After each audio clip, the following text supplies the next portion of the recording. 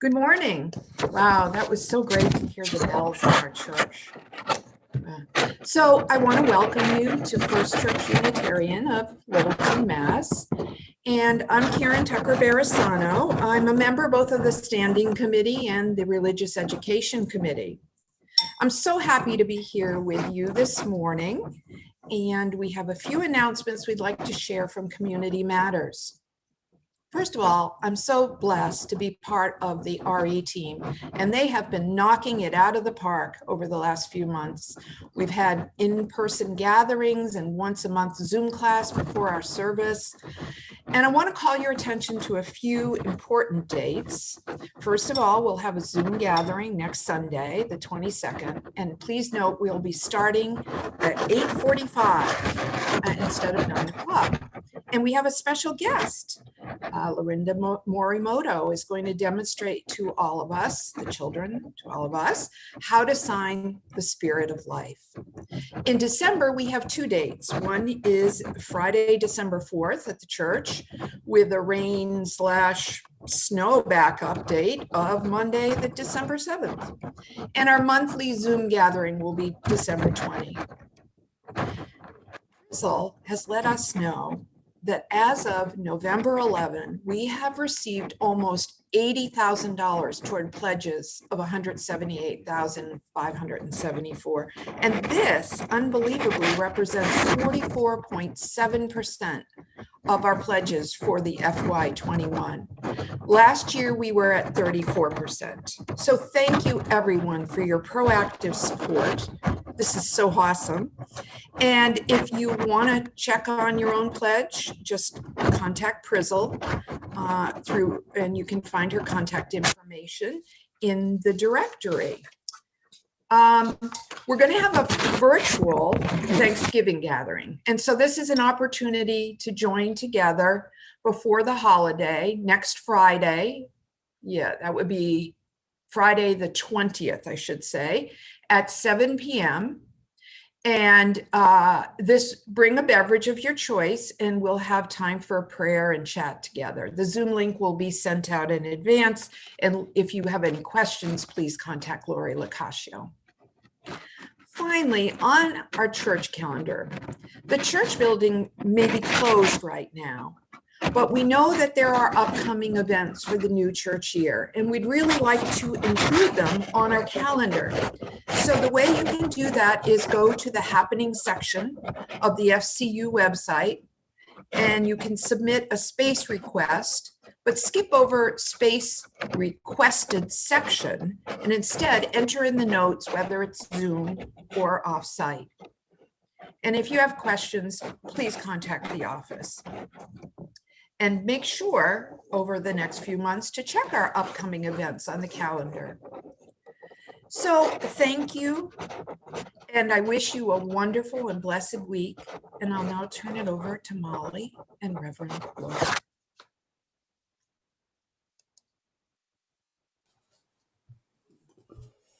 Good morning. My name is Molly, and I'm the music director. And this is Natalie, the little music director. And I'm happy to introduce our prelude today is Do You Believe in Magic by John Sebastian. He was a member of the Love and Spoonful. And I'm playing it on piano. And if you haven't heard the original song with the lyrics, I encourage you to look it up and take a listen. Fun fact, I actually saw the Love and Spoonful when I was in high school. They came and did an outdoor concert in Indiana, where I was from. So I've seen them in concert. I've heard this song live, which is pretty cool. And I wonder if any of you have also seen them in concert. So here's the prelude today. Do you believe in magic?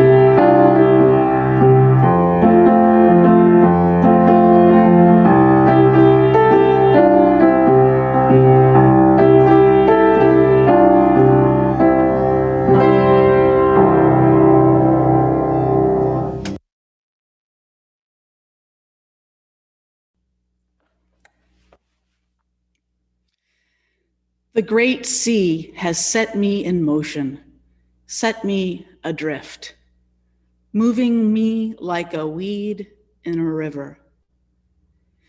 The sky and the strong wind have moved the spirit inside me till I am carried away, trembling with joy. The words of Inuit Shaman Uvanuk. Let us worship.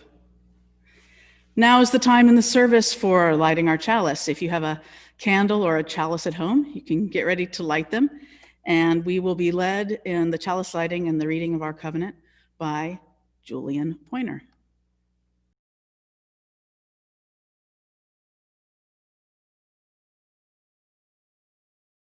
Love is the spirit of this church, and service its law. This is our great covenant, to dwell together in peace, to seek the truth in love, and to help one another. Good morning. It's so wonderful to be with you. Thank you for joining us for the only live worship service of First Church Unitarian here in Littleton, Massachusetts. My name is Lara Hoke, and I'm so happy to be the minister serving this amazing congregation. And I'm so glad that you found us this morning online. And I hope you'll continue to join us Sundays at 10 a.m. right here, as long as we are online, which will probably be for a while longer. So we have a great service for you this morning. I'm really excited about it. I want to do a few thank yous up front. Thank you to Hugh Vartanian, who is filling in for our tech person today and showing the videos.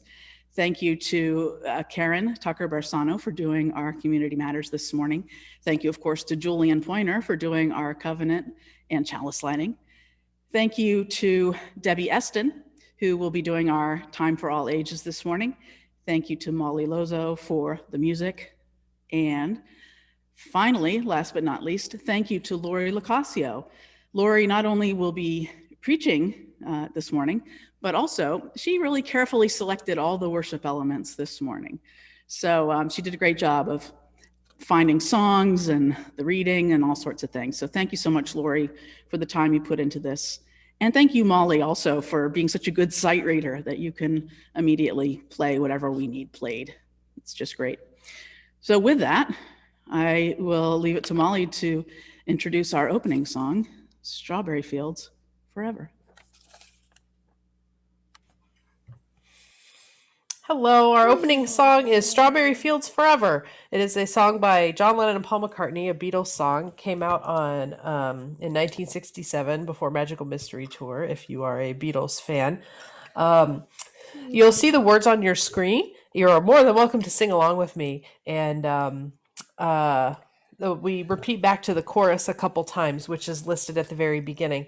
I also took a picture offline, and I put the credit for that at the bottom of the photo.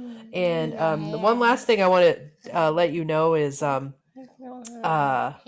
been using like a music editing tool to put these songs together, and I got a little creative at the end. So I hope you enjoy it. Sing along.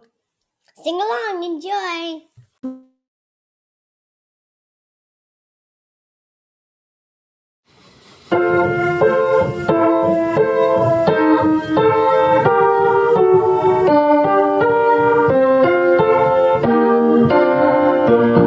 Let me take you down, 'cause I'm going to strawberry fields. Nothing is real, and nothing to get about. Strawberry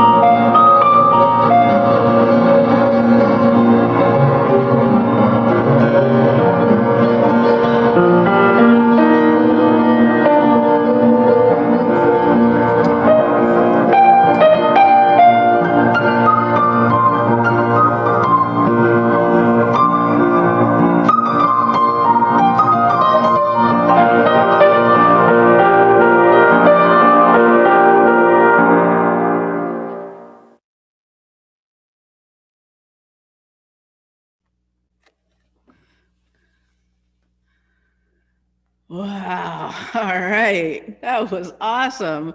Far out. Well, that was great. Thank you so much, Molly.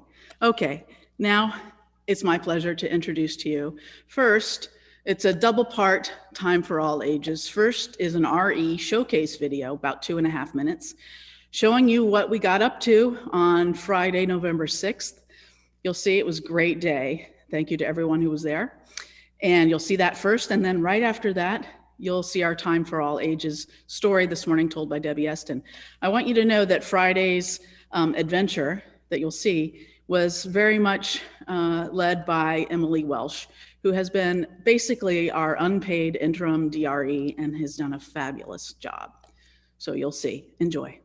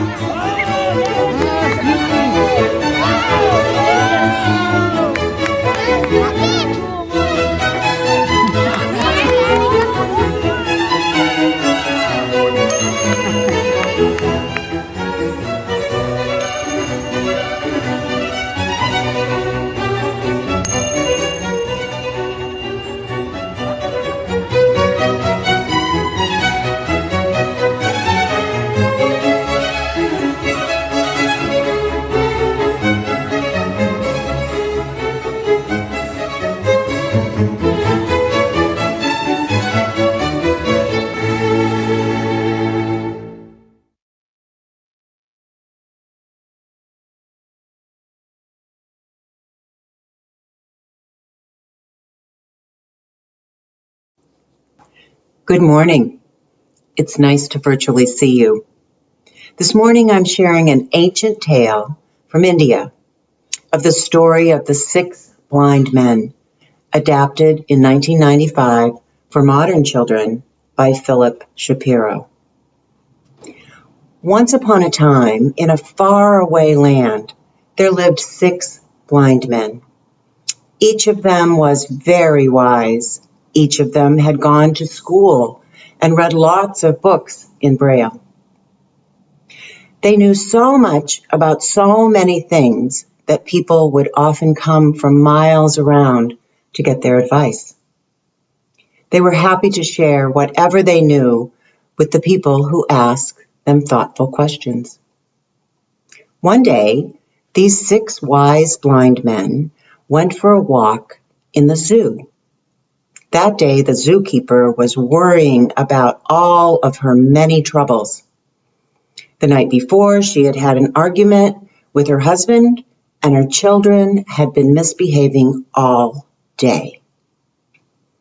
She had so much on her mind that she forgot to lock the gate of the elephant cage as she was leaving it. Now, elephants, and you may know this or have heard this, that elephants are naturally very curious animals. They quickly tried to push the gate of the cage to see if it might open. To their great surprise, the gate swung freely on its hinges. Two of the more daring elephants walked over to the gate. They looked to the left, they looked to the right, and then they quietly tiptoed out of the cage. Just at that moment, the 6 blind men walked by. One of them heard a twig snap and went over to see what it was that was walking by. "Hi there," said the first blind man to the first elephant. Now, the elephant couldn't think of anything intelligent to say, so he sort of shifted his weight from the left to the right, to the left, to the right.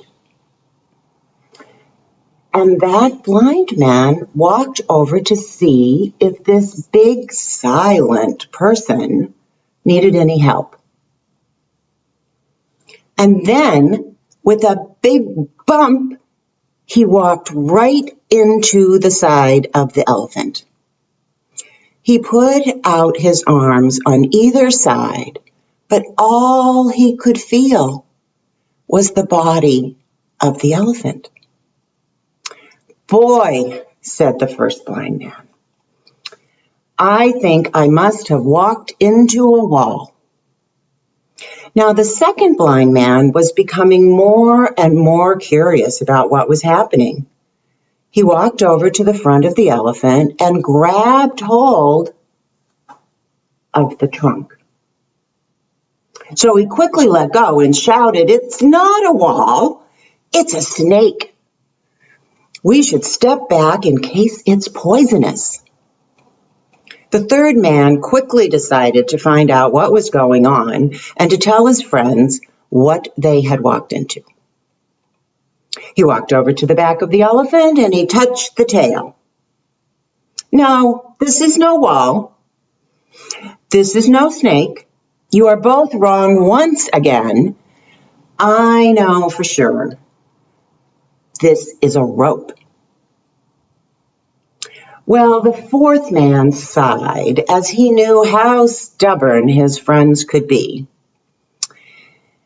And he decided that someone should really get to the bottom of this thing. So he crouched down on all fours and felt around the elephant's legs. Luckily for the fourth man, this elephant was very tame and wouldn't think of stepping on a human being. "My dear friends," explained the fourth man, "this is no wall, and this is no snake. It's no rope either. What we have here, gentlemen, is 4 tree trunks. That's it. Case closed." Well, the fifth blind man was not so quick to jump to conclusions. He walked up to the front of the elephant and felt the animal's 2 long tusks. And he said, "It seems to me that this object is made of 2 swords. What am I holding is so long and curved and sharp at the end. I am not sure what this could be, but maybe our 6th friend could help us." Now, the 6th blind man scratched his head and he thought, because he was the one who was the wisest of them all. He was the one who really knew what he knew, and he knew what he didn't know. Just then, the worried zookeeper walked by. "Oh, hi there. How are you enjoying the zoo today?" she asked them. "The zoo is very nice," replied the sixth blind man. "Perhaps you could help us figure out the answer to the question that's been puzzling us." "Sure thing," said the zookeeper as she firmly grabbed the collar of the elephant. "My friends, and I can't seem to figure out what this thing is in front of us. One of us thinks it's a wall, one of us thinks it's a snake, one of us thinks it's a rope, and one of us thinks it's 4 tree trunks.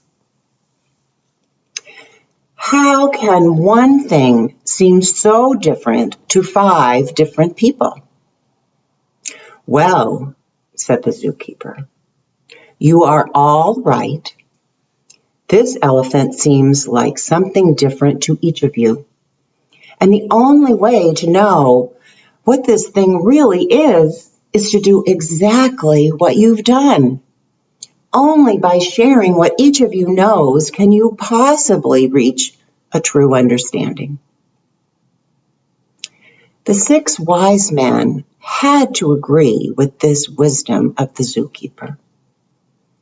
The first 5 of them had been too quick to form an opinion without listening to what the others had to say.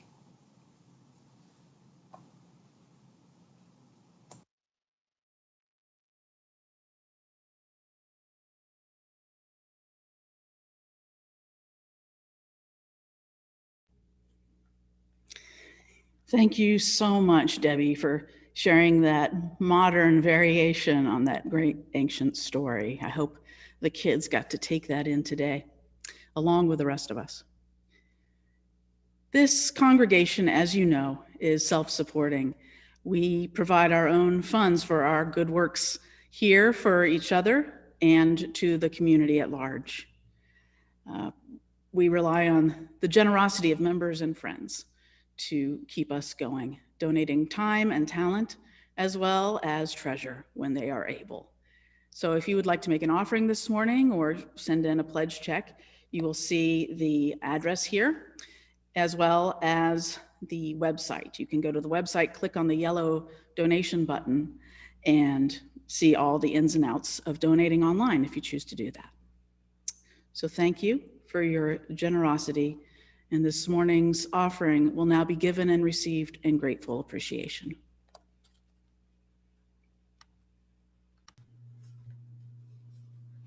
The music you're going to hear today for the offertory is by Hildegard von Bingen, and it's called O Nobilissima Viriditas. And it originally is a chant with words, and you'll see the words, half of the words projected on the screen, a translation because it is originally in Latin. And I just want to point out that if you've never heard of Hildegard von Bingen before, I highly recommend you check her out. I have her dates up there. She was a nun who was one of the first composers about 1,000 years ago who would write music and her own words. And she wrote lots of music that we're still finding for her fellow nuns to sing. And she also helped out in the monastery with like healing and gardening, and she also wrote some scientific papers about that. So she's a very, very interesting woman. And the text, as you'll see, even though she's in like a religious setting, the text is very beautiful and nature related. So here you go. Here is a partial chant by Hildegard von Bingen.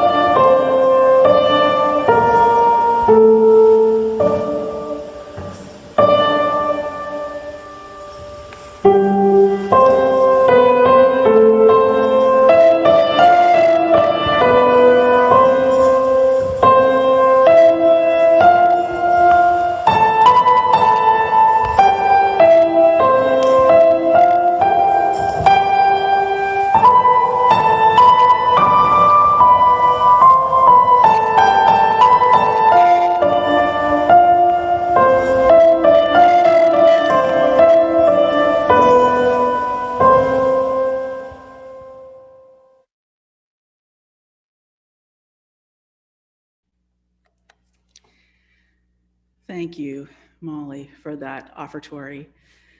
So it's my pleasure to introduce not just the homily, but what comes before it. First, you will see a video that I think you're going to enjoy by a local from Medford, Massachusetts, UU ministerial candidate, Rob Kinslow. So enjoy that. And right after that video, you will see the homily. You will hear and see the homily by our own Lori Locascio.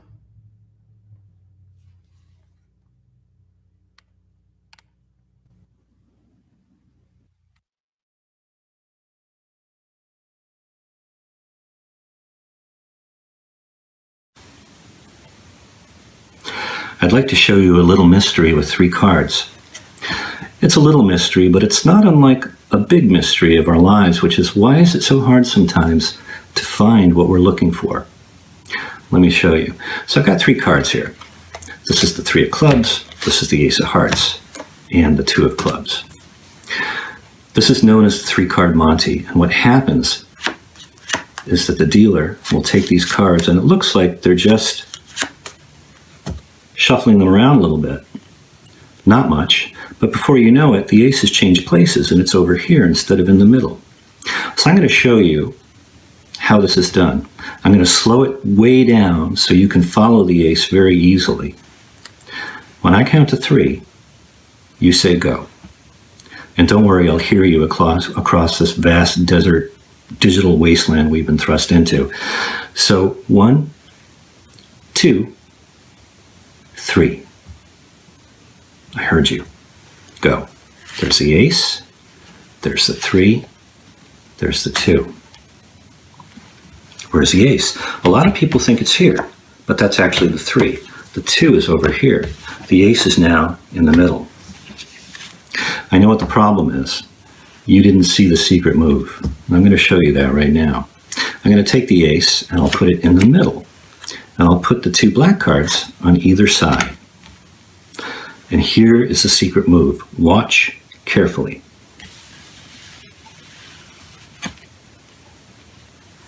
The ace has got to be here in the middle, right?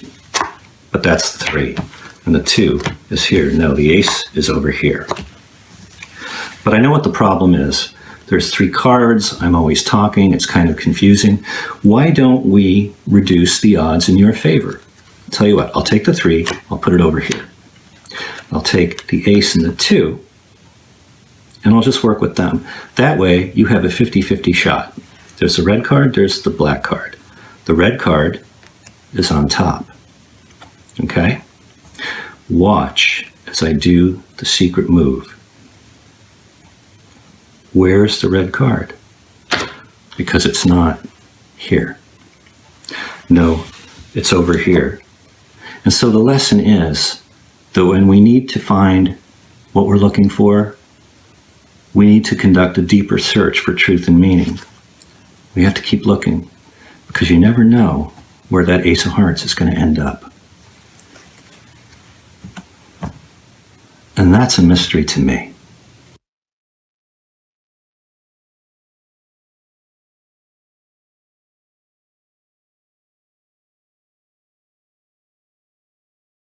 Do you believe in magic? No, really, do you? It's not a trick question or a joke.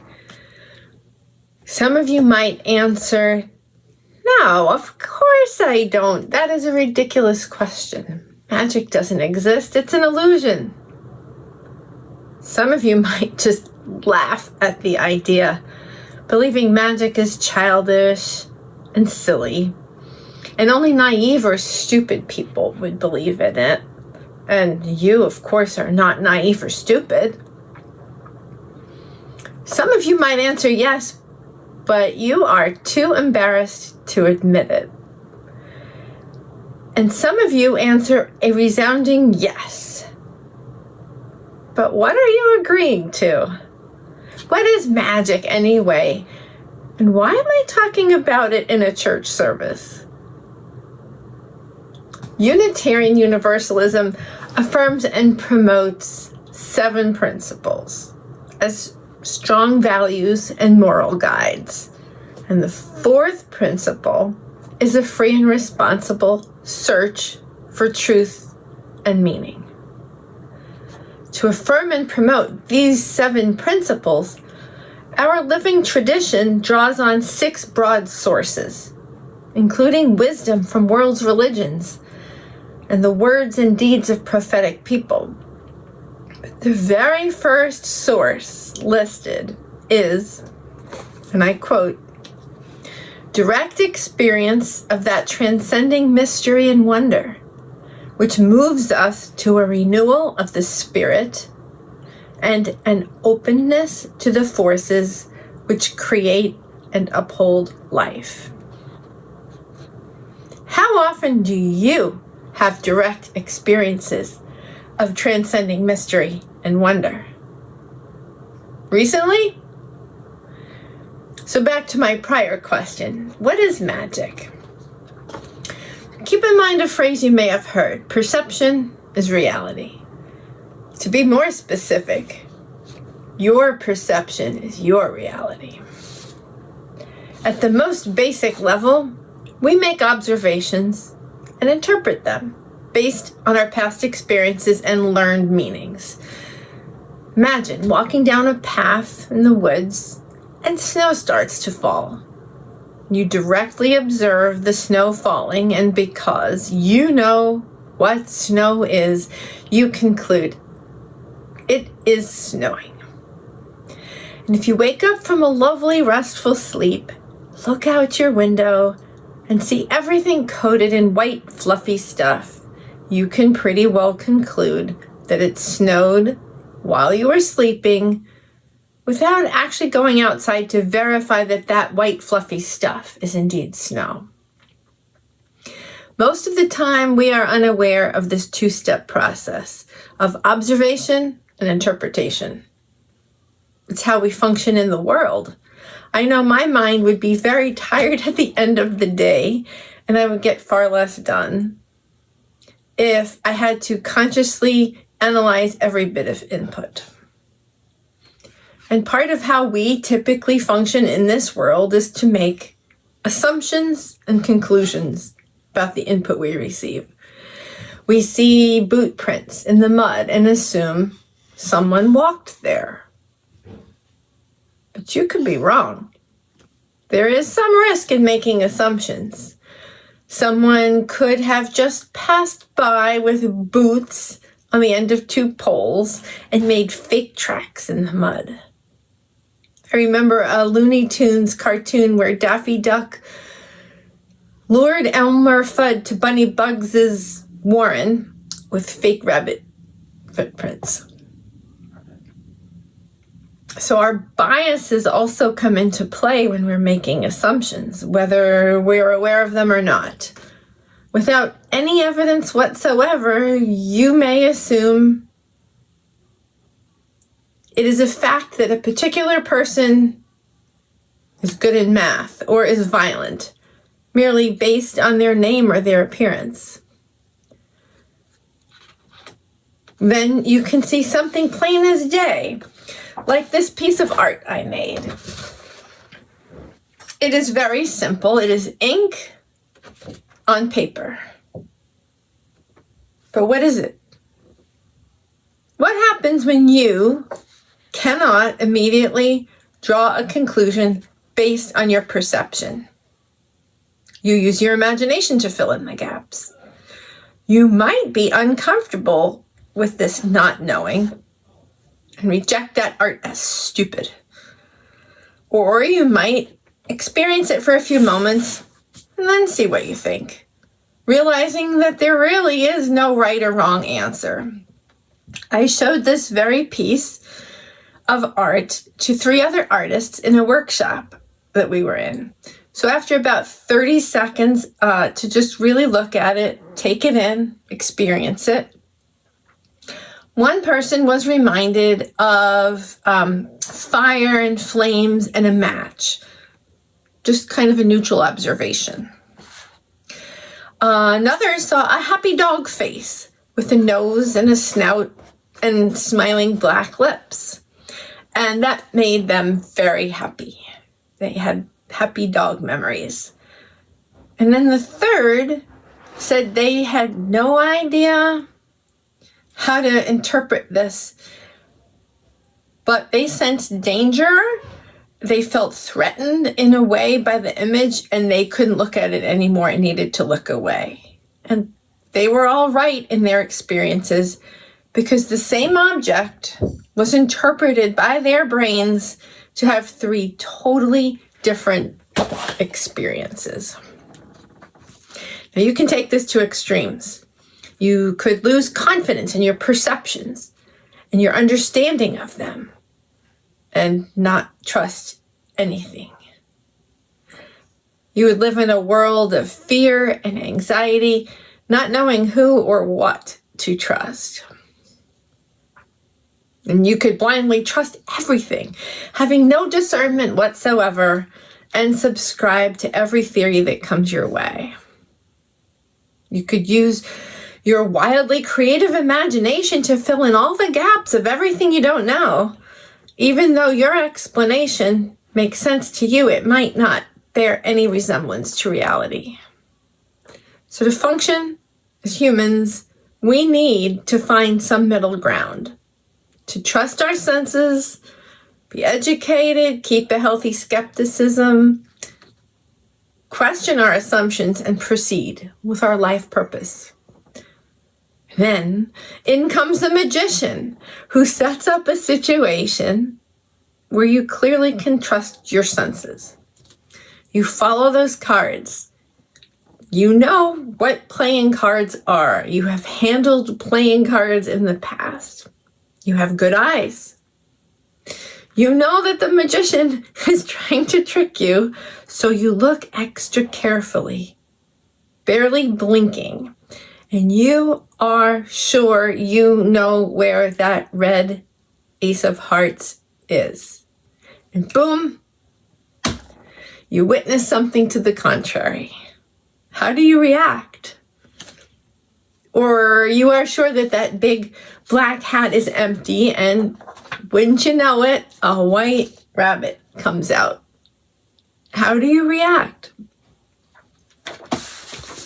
So one of my favorite books is Here is Real Magic by Nate Staniforth. Nate is a world-famous magician from Iowa who got burned out and had trouble finding any magic in his life, in his personal life.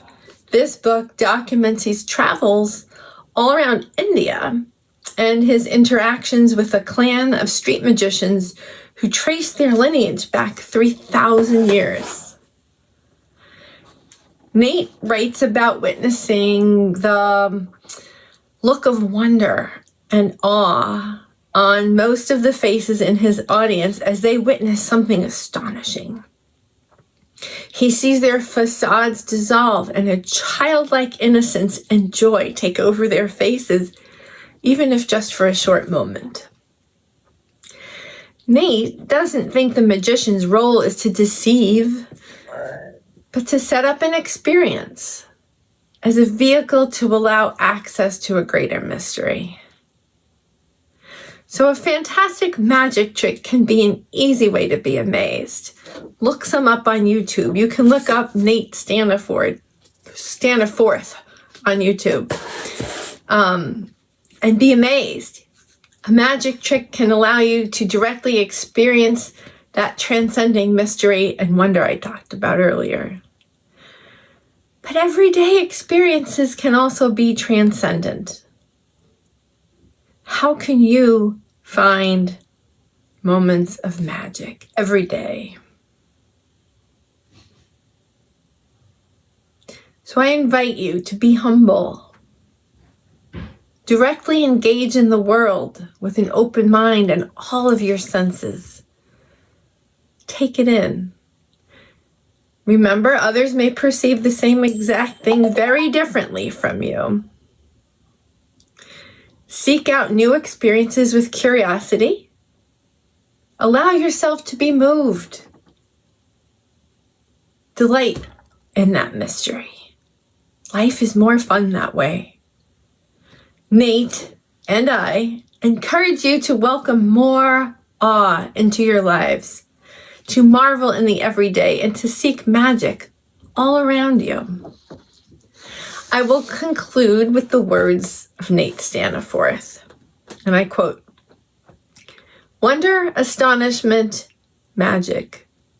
Those moments remind us that the universe, the world, and the human heart are larger and more mysterious than we can possibly imagine. This is magic." Thank you.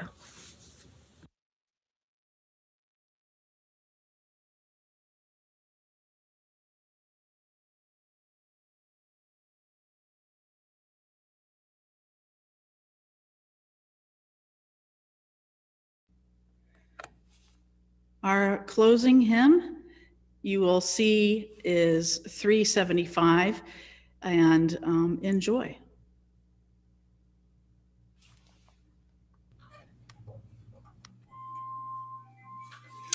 This is a tune that you'll most likely recognize. If not, it's easy enough to latch onto. It's the doxology hymn tune, and we've sung other words to this tune before. You'll see the words on your screen. We're actually using music. We're using words that are in the back of the hymnal that don't have a tune specifically set to them. And I encourage you, if you have a hymnal, to open it up and check it out, because there's a whole bunch of other words in the back that are very nice. But please sing along. We'll do it twice through, and the words will be on the screen.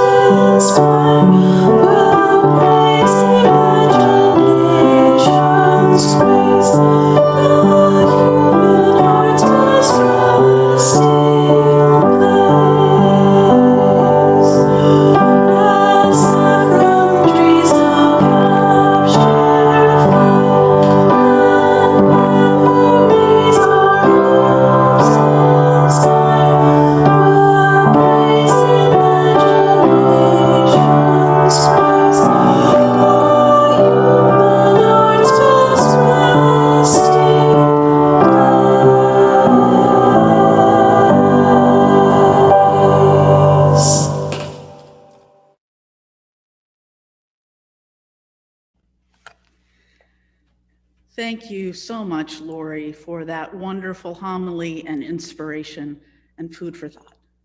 Will carry us through the week, I am sure. This is the time for our closing words.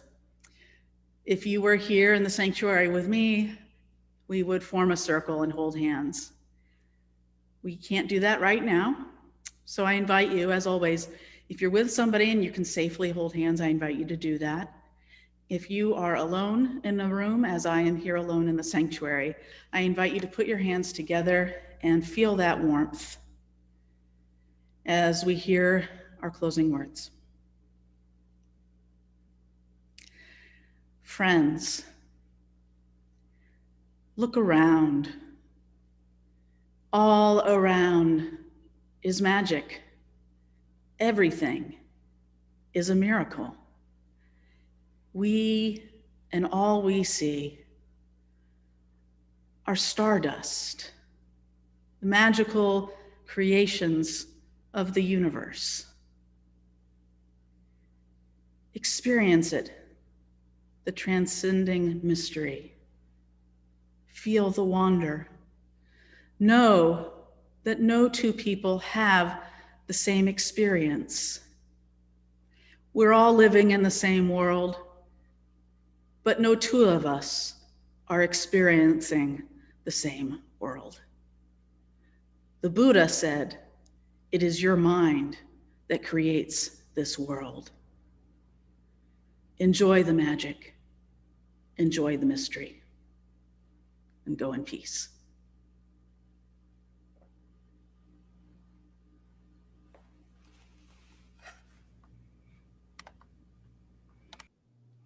Our postlude today was written by Darren Jesse, and Ben Folds 5 is a band that performed it in the early 2000s. If you don't know this song, I highly recommend you check it out. It's very beautiful. I did want to read a little bit of the lyrics for you. Let's see.